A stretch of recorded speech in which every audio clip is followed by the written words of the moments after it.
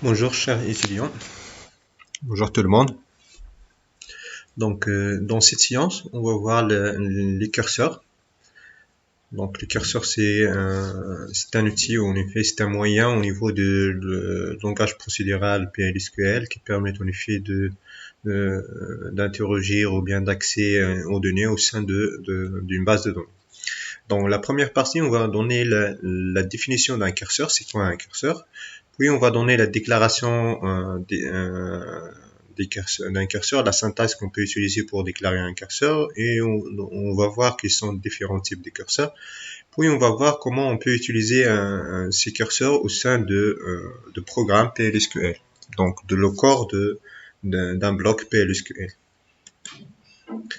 Donc PLSQL utilise des curseurs pour toutes les accès à des informations dans la base de données, c'est-à-dire quel que soit l'accès à la base de données. Donc PLSQL utilise la notion, utilise le curseur. Donc lorsqu'on dit l'accès à la base de données, ça veut dire quoi? Ça veut dire l'insertion, ça veut dire la modification, ça veut dire la mise à jour. Donc tout accès à la base de données, ça se fait à travers un curseur. Donc un curseur, c'est quoi? C'est un pointeur associé à un résultat d'une requête lorsqu'il s'agit d'une requête de sélection. Donc un curseur, c'est quoi? C'est un pointeur sur le résultat. Donc le résultat, c'est un tableau visuel. Donc c'est un ensemble des données qui sont mises au niveau de la mémoire. Et les curseurs, c'est quoi? C'est un moyen qui permet de parcourir ces résultats-là. Donc il existe deux types de curseurs. Donc, il y a les curseurs implicites, donc créés automatiquement par Oracle à chaque ordre SQL. Donc, lorsque vous exécutez un ordre, par exemple SQL, à savoir par exemple select, update ou delete ou insert, donc ça, ce sont des instructions dans le langage de manipulation de données. LMD. Donc, lorsqu'on exécute une instruction de ce langage-là, automatiquement, PLSQL, qu'est-ce qu'il fait? Il va créer automatiquement un curseur. D'accord? Donc, pour exécuter ces ordres-là. Il y a le deuxième type de curseur, c'est les curseurs explicites. C'est les curseurs que on déclare explicitement au niveau de la partie déclaration d'un bloc PLSQL. Donc, créé par le programmeur et pour pouvoir traiter les résultats de requêtes retournant donc plus d'un tuple. Lorsqu'une requête de sélection retourne plus qu'un enregistrement, plus qu'un tuple. Donc, dans ce cas-là, on ne peut pas utiliser directement l'instruction dans l'ordre SQL select au sein de blocs de traitement ou bien de le corps de traitement de notre bloc PLSQL. Dans ce cas-là, donc le seul moyen pour accéder à ces données, traiter ces données-là, c'est de créer explicitement un curseur. Donc la création, les étapes de gestion d'un curseur. Donc la création d'un curseur et la manipulation, donc ça passe par plusieurs étapes. La première étape, c'est la déclaration. Je dois déclarer d'abord, je dois définir un curseur. Pour le définir, on utilise le mot-clé curseur, qui est quoi? Donc qui permettent de définir un curseur en donnant un nom à notre curseur. Et ce curseur-là, c'est quoi? Il s'agit en effet d'une requête. Donc à chaque curseur, on associe une requête. Autrement dit, un curseur, c'est une requête qui agit sur un ensemble des tables au niveau de notre base de données. Donc une requête qui permet de faire la sélection. Donc si on utilise la jointure ou bien produit cartésien, donc sur un ensemble de tableaux, il permet en effet d'amener, donc le résultat ce soit un tableau virtuel ou bien un tableau, donc un ensemble des enregistrements qui sont au niveau qui sont récupérés par notre instruction select. Donc, après avoir créé le curseur, en utilisant le mot-clé curseur, dans la partie déclaration, c'est-à-dire dans le cas d'un bloc anonyme, on déclare notre curseur entre le mot-clé déclare et begin, dans la partie déclaration d'un bloc PLSQL. Donc, dans la partie core de notre programme, donc après begin, donc si on veut utiliser notre curseur, donc là, on doit d'abord l'ouvrir. Donc, en utilisant l'instruction open, dans le node SQL, on va voir quels sont les différents, lorsque un curseur prend un paramètre, prend des paramètres ou pas. Donc, s'il prend des paramètres, je dois les citer, je dois les donner. Sinon, je donne directement le node curseur. Donc, après avoir ouvert le curseur, quel est le résultat? C'est le résultat de l'exécution ou l'effet de la requête relative à notre curseur. Donc, le résultat d'une requête, c'est quoi? C'est un ensemble des enregistrements. Donc, ces enregistrements-là sont mis au niveau de la mémoire et on va les parcourir un après l'autre en utilisant l'instruction fetch. Donc, l'ordre SQL, PLSQL, pardon, fetch, donc le nom de curseur into le nom de la variable ou bien des variables qui vont contenir la valeur d'un enregistrement donné. Donc, lorsqu'on ouvre open le curseur, il permet de mettre les résultats dans la mémoire. Fetch, il permet de mettre le résultat, donc le contenu de le premier enregistrement dans les variables citées. D'accord? Fetch encore pour la deuxième fois, il va amener, donc il va mettre le contenu du deuxième enregistrement dans les variables citées, ainsi de suite jusqu'à la fin. Donc on parcourt l'ensemble des résultats de la requête en utilisant les instructions fetch into. Donc, après avoir traité tous les résultats, on doit fermer notre curseur en utilisant l'instruction ou bien le mot-clé close le node curseur. Donc, je reviens sur le slide précédent. Donc, pour la déclaration se fait une seule fois. D'accord? Pour l'exécution, si je veux exécuter un curseur pour l'exécution une seule fois, donc je dois d'abord l'ouvrir, faire fetch into plusieurs fois, n, avec n c'est le nombre d'enregistrements de résultats récupérés par select relative à notre curseur. Et la fermeture, ça se fait une seule fois. Donc ça, c'est pour l'exécution une seule fois de notre curseur. Si je veux exécuter une autre fois le curseur, je dois répéter en effet ces instructions. Je dois l'ouvrir encore une autre fois, parcourir les résultats amenés par le curseur et le fermer vers la fin. Tous les curseurs ont des attributs que l'utilisateur peut utiliser. Donc, parmi ces attributs, on trouve RowType, qui permet en effet de retourner le nombre de lignes traitées par le curseur. Par exemple, si j'exécute l'instruction remove, delete from une table, donc parce que nous avons dit un curseur, c'est quoi? C'est un moyen d'accès à les informations au niveau de la base de données. Donc, tout type d'accès, tout type de manipulation de données au niveau de la base de données, à savoir la suppression, la modification, ainsi de suite. Donc, si je veux supprimer un ensemble des enregistrements relatifs dans une table au niveau de la base d'une base de données, par exemple, je vais utiliser delete from client where, par exemple, ville égale Arabat. Donc, il va supprimer tous les clients qui ont la ville égale Arabat. Donc, pour récupérer en effet le nombre des enregistrements qui ont été supprimés, supprimés au niveau de la base de données, donc je dois accéder en effet à l'attribut RowCount, qui permet en effet de retourner le nombre des enregistrements traités. Pourcentage found, vrai, si au moins une ligne a été traitée par la requête ou le dernier fetch.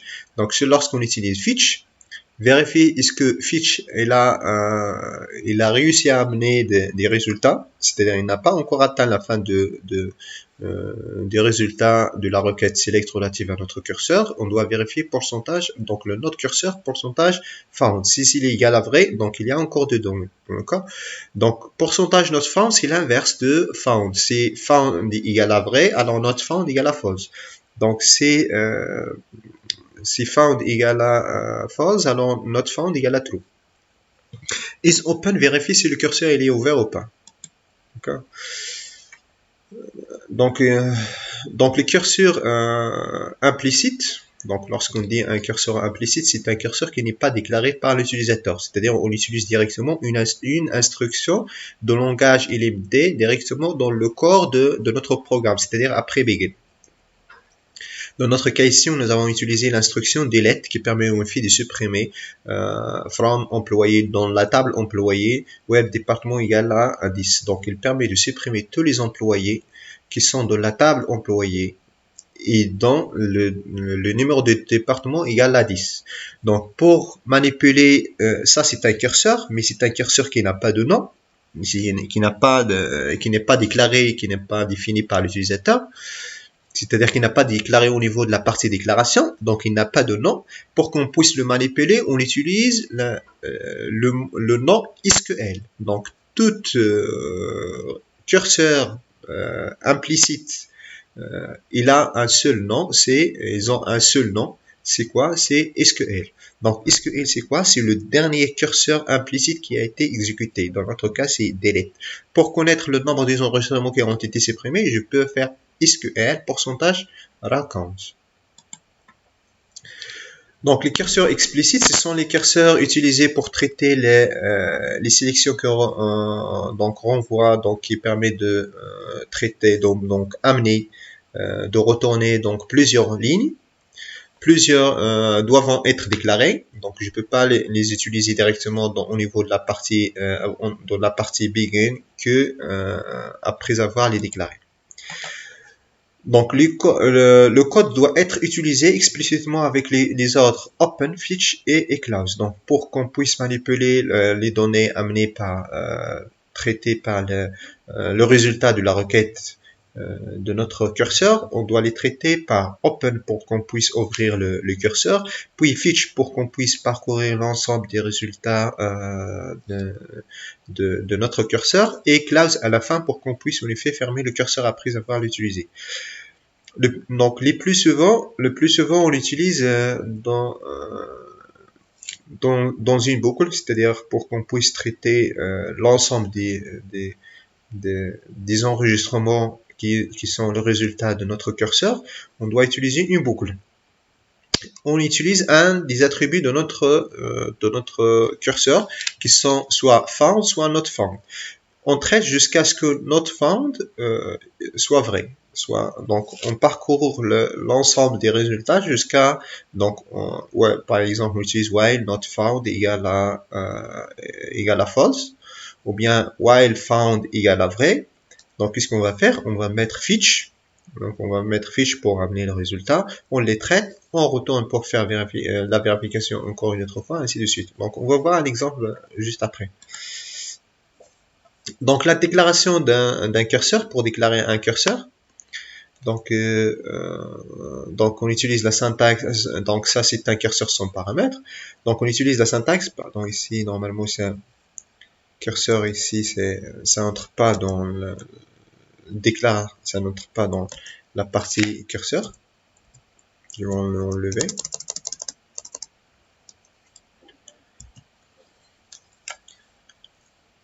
Donc, la déclaration d'un curseur, donc pour déclarer un curseur, dans la partie déclaration, c'est-à-dire après le mot-clé déclare, on utilise l'instruction, le mot-clé curseur. Le nom de notre curseur is. Donc, je donne la requête de sélection. Donc, ici, c'est une requête simple de SQL que vous avez fait déjà au niveau de la base au niveau de cours de base de données. D'accord? Donc, je donne un nom à mon curseur is la requête, point virgule à la fin de déclaration.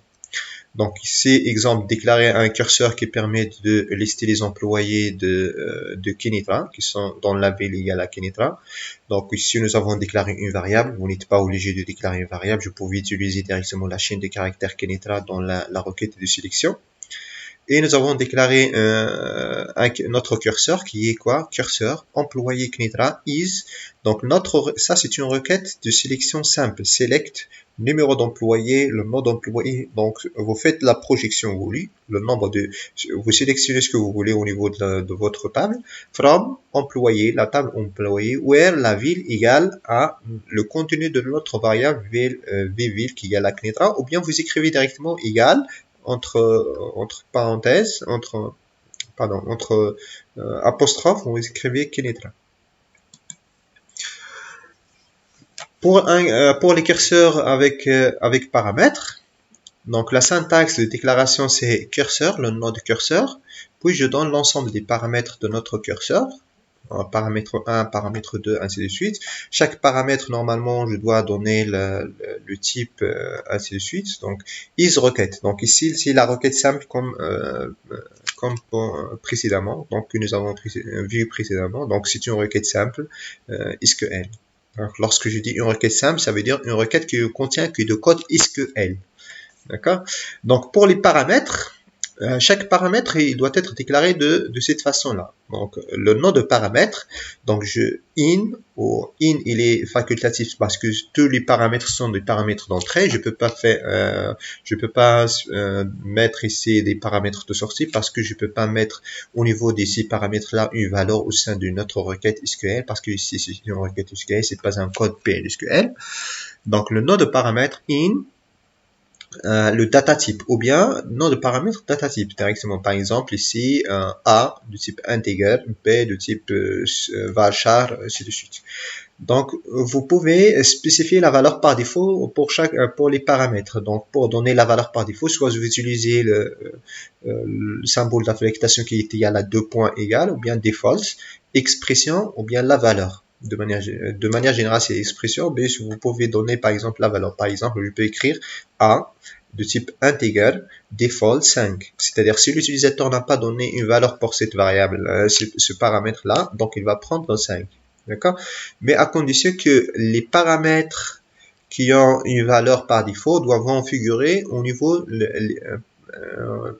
dans la fin de la liste des paramètres. Par exemple, si j'ai paramètre 1, 2, 3, et j'ai un paramètre qui est avec valeur par défaut, donc il faut qu'il soit le dernier paramètre dans la liste des paramètres de notre curseur. On doit fermer le curseur entre chaque utilisation de paramètres différents. C'est-à-dire, si j'ai utilisé par exemple le curseur pour accéder à l'ensemble des données au sein de la base de données avec des paramètres 1, si je veux utiliser encore le même curseur, mais cette fois-ci avec d'autres paramètres, je dois d'abord fermer le curseur pour que je puisse l'ouvrir une autre fois. Donc la fermeture de chaque paramètre, de chaque curseur, il est obligatoire après si on veut le réutiliser une autre fois. Donc sauf si on l'utilise for pour accéder aux données, donc ouvrir et manipuler un curseur. On peut utiliser for, donc on va voir par la suite qu'au lieu d'utiliser open, fetch et close, on peut utiliser directement la boucle for qui permet le fait de parcourir, d'ouvrir et parcourir les résultats d'un curseur et le fermer à la fin. Donc si on utilise for, il permet en effet de réaliser ces trois opérations à la fois. Donc, exemple, ici, nous avons par exemple les employés. Donc, tout à l'heure, nous avons déclaré un curseur qui est employé Kenetra. Donc voilà, employé de Kenetra. Tout à l'heure, on a défini ça. Maintenant, on va pas définir pour chaque ville un curseur. Donc pour qu'il soit en effet générique, c'est-à-dire pour que notre curseur peut être utilisé quelle que soit la ville. Donc qu'est-ce qu'on doit donner? Donc la ville relative à les employés. Donc doit être passée en paramètre. D'accord? Donc, dans notre cas ici, curseur employé, il prend paramètre la ville, qui est de type varchar2. Donc, à noter ici que les paramètres, on ne doit pas spécifier la précision. Donc, la taille, par exemple, varchar2, je ne dois pas donner ici 15. Donc, je donne directement varchar2 ou bien number, integer. Donc, je donne pas la précision. Je donne directement tout simplement le type de paramètre. Donc is c'est quoi? Select le numéro d'employé, le nom d'employé, from employé where la ville égale avec v c'est la chaîne de caractères qui est passée en paramètre qui représente en effet la ville des employés voulus. Pour l'ouverture, on utilise le mot-clé open, notre curseur, et les paramètres. Si notre curseur a des paramètres, c'est un curseur avec les paramètres, donc je dois donner les paramètres entre parenthèses, puis point virgule. Si notre curseur si on a déclaré notre curseur sans paramètres, donc dans ce cas-là, je mets pas les parenthèses. Je donne le nom de curseur, point virgule, directement, sans utilisation de paramètres. Par exemple, ici, dans notre cas, on a un curseur sans paramètres, c'est employé de rabat. D'accord. L'ouverture, c'est open. Le nom de curseur, c'est employé de rabat. Hein. Si aucune ligne n'est lue, open ne déclenche pas d'exception. Donc, même si la table, ou bien si la table est vide, ou bien il n'y a pas d'employé dans la ville égale à rabat, donc l'ouverture de notre curseur ne génère pas ou ne fait aucune exception. Donc, il n'y a pas d'exception de manque de données à ce niveau-là. Donc, après avoir ouvert notre curseur, le programme teste l'état du curseur après le fetch, c'est-à-dire on écrit open, puis fetch, puis on vérifie l'état du curseur. Est-ce qu'il contient des données? Donc on écrit employé de rabat, pourcentage found, vérifier ce qu'il a trouvé de données, open. Donc, mais on n'écrit pas le nom de curseur, pourcentage found, juste après open. On doit utiliser d'abord l'instruction fetch. D'accord.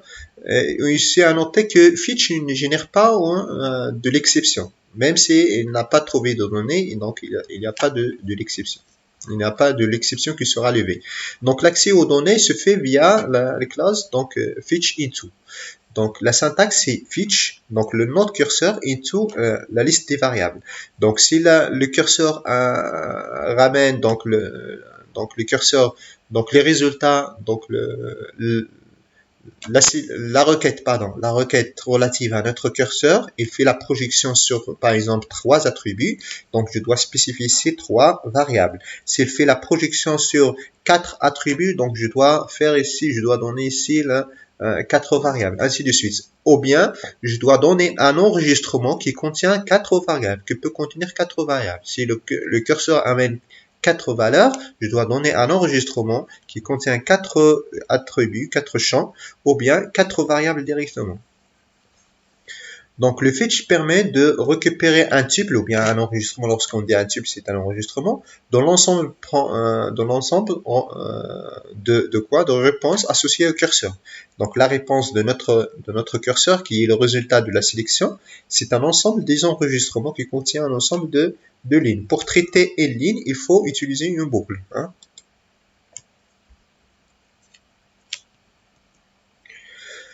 Donc la fermeture, pour fermer notre curseur, on utilise la syntaxe suivante, c'est close le nom de curseur. Par exemple ici, notre employé de rabat, pour fermer ce curseur, donc on utilise close employé rabat. Donc déclaration, on a déjà vu ça. L'ouverture, le traitement en utilisant fetch, en utilisant une boucle, on va voir par la suite, juste après. Puis pour fermer notre curseur, on utilise close employé rabat. Donc dans cet exemple, on va voir, donc on va créer un curseur qui permet dans le fait de récupérer les employés qui sont de rabat et on va les traiter. Le traitement qu'on va faire, c'est que on va vérifier les employés, on va vérifier le salaire de chaque employé. Si le salaire de l'employé récupéré est supérieur par exemple à 3000, on va le stocker dans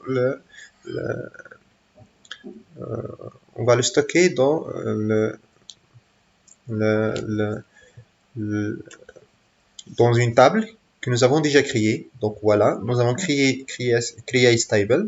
Résultat, le nom et le salaire. Donc ça, c'est permet de créer une table au niveau de la base de données. Donc, et ça, c'est un bloc anonyme qui permet de faire le traitement dont on a parlé. Donc, déclare curseur employé, rabat, is, select le numéro d'employé, le nom d'employé, pardon, ici normalement aussi le salaire, hein, parce qu'on veut le salaire pardon. Ici, c'est pas le nom d'employé, c'est salaire employé. Voilà.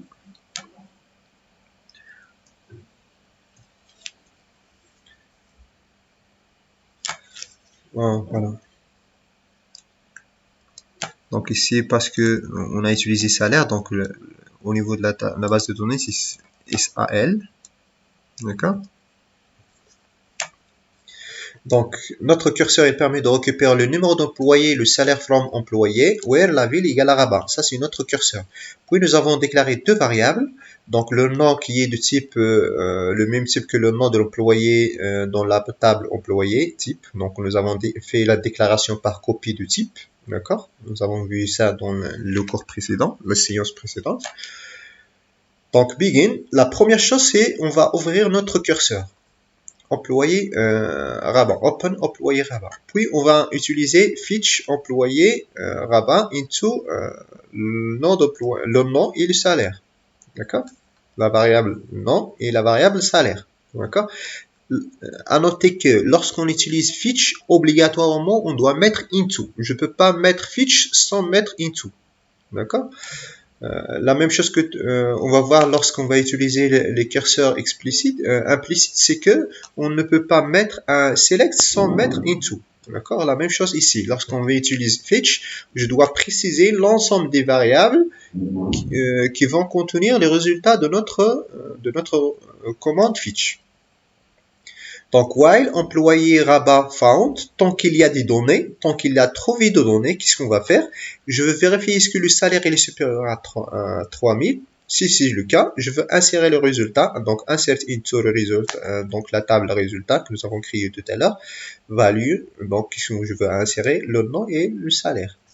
And if, et pour tester la prochaine fois, je dois encore faire fetch employé Rabat into le nom et salaire. Vous allez me dire que on a déjà mis fetch, mais cela ne va pas être re-exécuté chaque fois. Donc, il n'entre pas dans la boucle.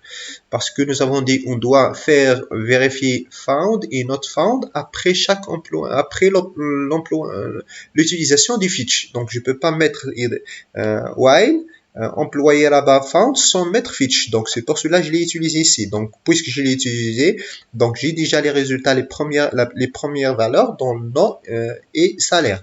Donc, je veux tester tout simplement ici ce qu'il y a des données ou pas. Si c'est le cas, ainsi de suite. Pour retourner et vérifier une autre fois, je dois faire d'abord passer le pointeur, qui est le curseur dans notre cas, sur l'enregistrement suivant. Pour le faire, fetch employé Rabat into nom d'employé. Vers la fin, on ferme le curseur. Donc, on fait la même chose lorsqu'on fait la gestion des listes par la listinée. Qu'est-ce qu'on fait? C'est que dans la variable, par exemple, auxiliaire courant, on met quoi? On met le nom de la liste, le nom de liste point début. Le premier élément de la liste. Tant que courant, donc l'enregistrement courant différent de nul, qu'est-ce qu'on va faire? On va faire le traitement et à la fin, avant de revenir vers la boucle, de boucler sur les instructions, qu'est-ce qu'on fait? On récupère courant égale à courant tiré suivant. Donc c'est presque la même chose, la même philosophie. D'accord? Donc ça c'est un autre exemple. Donc ici nous avons tout à l'heure ici nous avons donc employé Rabat. Ici c'est employé et qu'il prend en paramètre par exemple le nom de la ville. Tout à l'heure, parce que si je veux traiter les employés de Kénétra par exemple, je dois créer un autre curseur qui est quoi? Employé Kénétra. Et c'est pas pratique en effet. Donc ce qu'on va faire, c'est que on va créer un curseur qui prend en paramètre la ville. D'accord? Donc, select le nom d'employé, salaire from employé, where la ville égale à la ville qui est passée en paramètre. Donc, nous avons créé deux variables, le nom d'employé et salaire, pour ne pas les confondre avec les employés et salaire qui sont les attributs récupérés au niveau de la sélection. On les a précédés par V pour dire c'est une variable nom d'employé, variable salaire. D'accord? Donc pour ouvrir le curseur, la seule différence par rapport à ce que nous avons vu tout à l'heure, c'est que on doit donner au paramètre l'argument qui est une chaîne de caractères. Dans notre cas, c'est Kénétra. Puis on fait la même chose que tout à l'heure, fetch le nom de curseur qui est cure-employé into les variables, v nom et v prénom. Pardon, ici c'est pas prénom, c'est salaire. hein, hein, parce que ce qu'on récupère, c'est du salaire. Voilà. Et donc, c'est salaire. Voilà. Employé. Voilà. Ça, c'est bon. Nom et salaire. C'est bon. Là. Donc, voilà. Fiche employé dans la variable nom d'employé. Il y a plusieurs erreurs ici. Hein. Donc, employé. D'accord. Le nom d'employé et salaire, puis while, donc je fais la boucle tant qu'il y a des données, loop, je vais afficher par exemple le nom d'employé et salaire, on les a séparés par un espace. Fetch encore une autre fois, je dois refaire fetch encore une autre fois.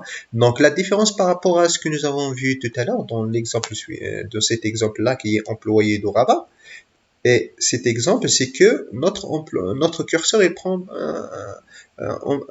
une valeur, donc une chaîne de caractères en paramètres, donc qui est le nom de la ville. D'accord.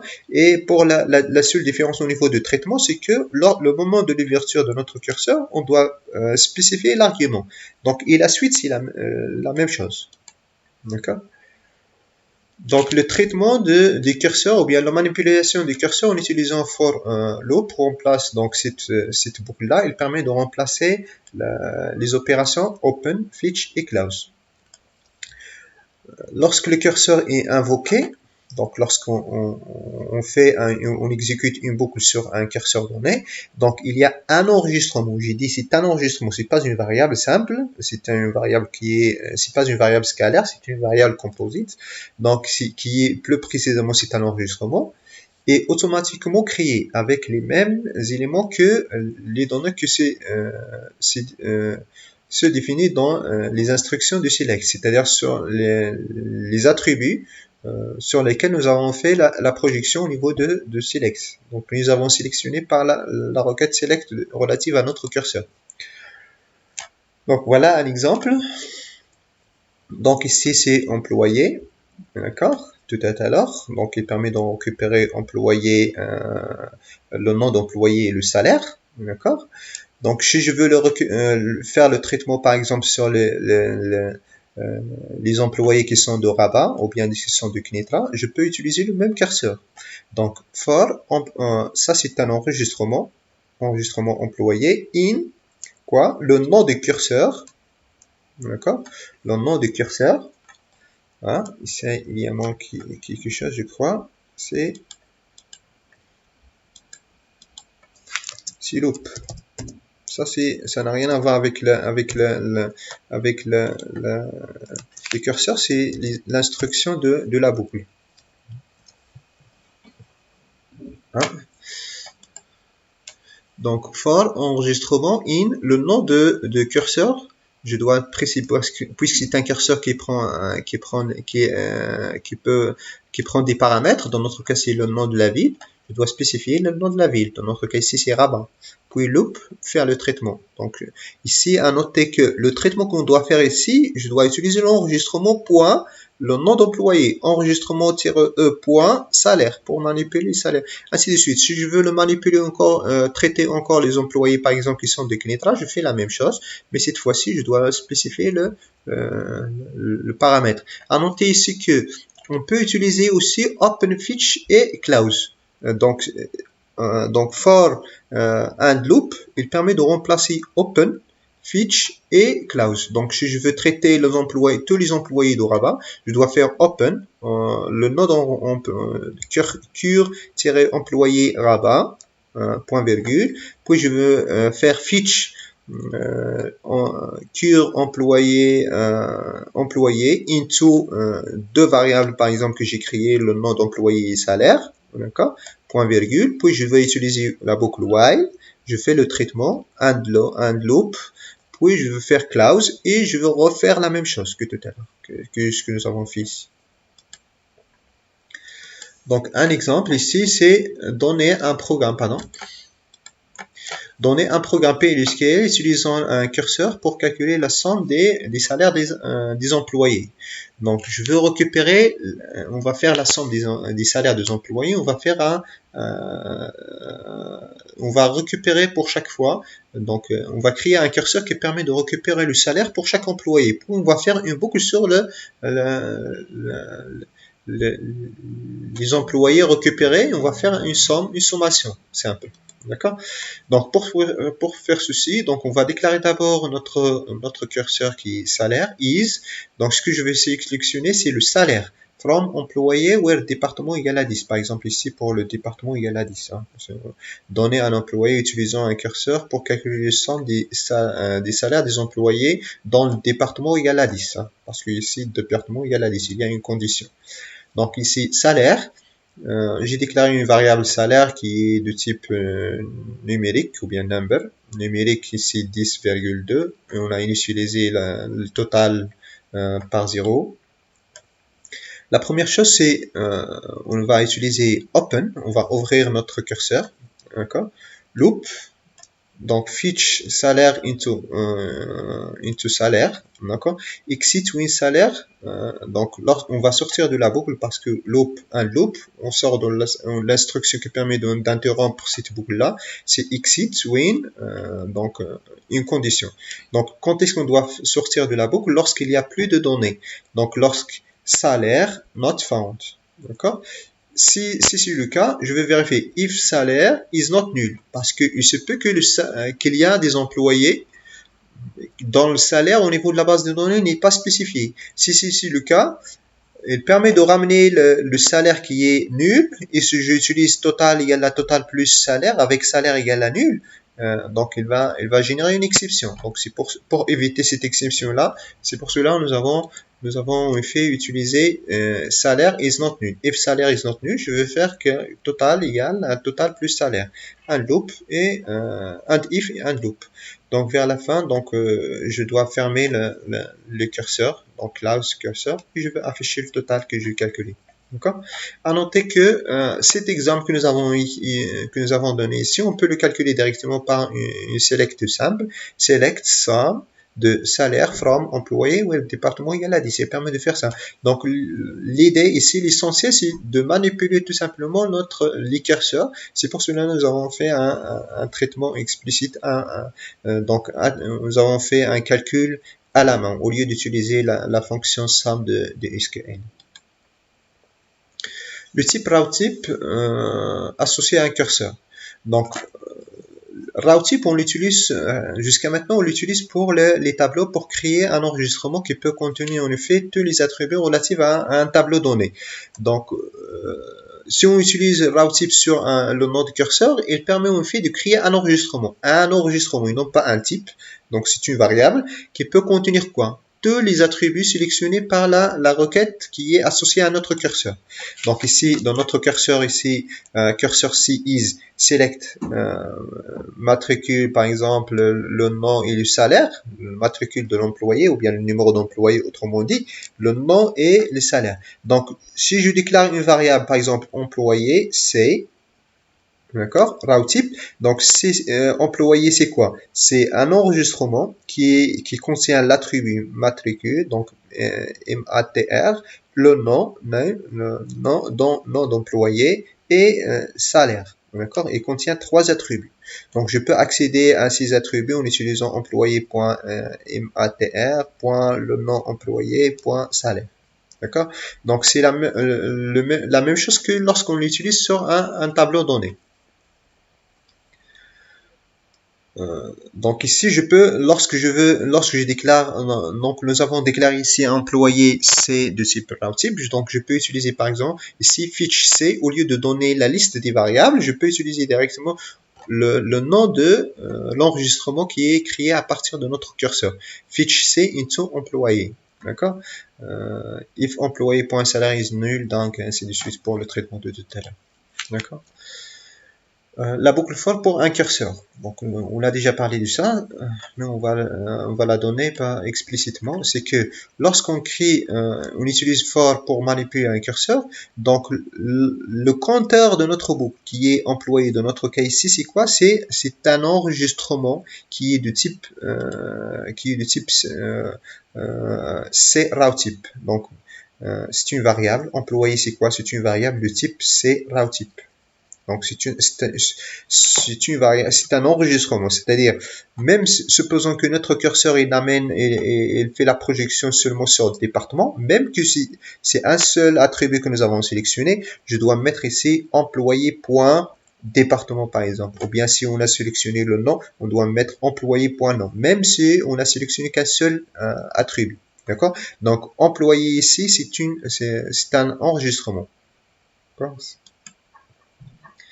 Donc, les attributs de curseur explicite, donc nous avons des route pour connaître le nombre de lignes concernées par la dernière requête exécutée.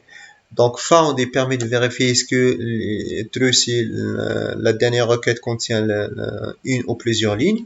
Not found c'est l'inverse. Is open pour vérifier est-ce que le curseur il est ouvert ou pas. Le format d'utilisation c'est le not curseur pourcentage attribut qui est soit raw count, soit found, soit not found, soit is open. D'accord? Pour les curseurs modifiables. Maintenant, on veut utiliser les curseurs pour manipuler, pour parcourir les tableaux. Et chaque fois que je récupère lorsque j'arrive à un curseur donné, je fais un traitement et je veux faire par exemple la modification. Je veux modifier les valeurs concernant l'enregistrement courant. Je fais le parcours de l'ensemble des enregistrements récupérés par la requête select relative à notre curseur. Et à un certain temps, je veux manipuler l'enregistrement courant. Donc dans ce cas-là, on utilise ce qu'on appelle les curseurs modifiables. Donc un curseur modifiable, c'est quoi? C'est un curseur qui peut être utilisé pour modifier le contenu d'une table. Un curseur qui comprend plus d'une table dans sa définition ne permet pas la modification des tables. Donc, quand est-ce qu'on peut utiliser un curseur pour modifier le contenu de table? Si le curseur il est défini sur une seule table. S'il est défini sur plusieurs tables, c'est-à-dire on fait la jointure ou bien le produit cartésien, dans ce cas-là, on ne peut pas utiliser un curseur, on ne peut pas définir, il ne peut pas être modifiable ce curseur-là. Seuls les curseurs définis sur une seule table sans fonction d'agrégation. Il ne doit pas contenir aussi les fonctions d'agrégation, la somme, par exemple, le count, ainsi de suite, le max, toutes les fonctions d'agrégation ne doivent pas figurer, on le fait dans la requête relative à notre curseur. Tous regroupements pouvant être utilisés dans la mise à jour. Ça veut dire la suppression et la mise à jour. D'accord? Donc, pour faire ça, pour rendre notre curseur modifiable, on peut utiliser, à la fin de la définition de curseur, on ajoute le mot-clé, donc l'instruction for update. Si on veut rendre notre curseur modifiable au niveau seulement pour une colonne donnée, je dois donner for update of la colonne 1, colonne 2, ainsi de suite. Si je veux qu'il soit modifiable sur tous les attributs, je vais tout simplement mettre for update. Les autres transactions ne peuvent modifier les valeurs tant que le curseur n'a pas quitté cette ligne. C'est-à-dire lorsque je définis un curseur en tant en utilisant le for update, donc aucune autre transaction parce qu'une base de données il peut être manipulée par plusieurs clients. Donc mais aucun client ne peut modifier cet enregistrement-là, donc l'enregistrement courant. Tant qu'on n'a pas passé à l'enregistrement suivant au niveau de notre curseur, au niveau de traitement. Pour désigner donc les lignes, pour désigner la ligne courant qui est concernée par la modification, on utilise current of le node curseur. Donc au niveau de l'instruction de modification, par exemple ici, update, l'instruction update, la requête SQL qui permet de faire la modification, c'est update, le nom de la table, set, le nom par exemple, de la colonne, égale à la valeur, where, la condition. Donc, la condition de notre cas, c'est quoi? C'est current of C1. Donc, pour quoi? Pour l'enregistrement courant récupéré et traité par le curseur C1. Donc ici, nous avons déclaré notre curseur C1 qui est quoi? Is select le nom d'employé salaire from employé for update of salaire. Donc ce curseur-là, il permet la modification seulement de l'attribut salaire au niveau de la table employé. Donc la manipulation aussi c'est simple, on ouvre l'employé, fetch C1 into donc résultat C1, donc qui est C1 row type. Donc if résultat C1 point salaire il est inférieur à 1500 d'un, je vais augmenter par exemple le salaire par 10%. D'accord? And if fetch into pour faire le traitement suivant. D'accord? Voilà, donc comme ça on a terminé avec les curseurs, donc la séquence donc la séquence vidéo prochaine donc sera consacrée à aux exceptions. Puis on va voir une autre séquence sur les fonctions de procédure et comme ça on va passer à la série des exercices. Donc merci.